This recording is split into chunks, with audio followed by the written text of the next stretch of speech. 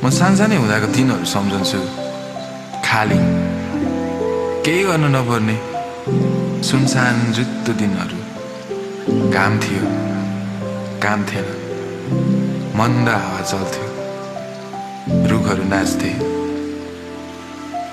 म निहाल्दै बस्थे। धुलै धुलो उड्ने कच्ची बाटोमा कतै कतै पाइतलाहरूको डाम देख्थे। बाटो नसिद्धिन्जेल उनीहरूलाई जाँदै गरेको हेर्थे। तिरबिराउने आकाश, बिग्रेको घडी, हवाईजहाजको हल्ला, मधुर सुमधुर सङ्गीत। मैले सुन्ने दिउँसोहरूको आवाज सुनेको छु, पानकिराहरूसित उडेको छु, हरियो मुलायम घाँसको काखमा निदाएको छु।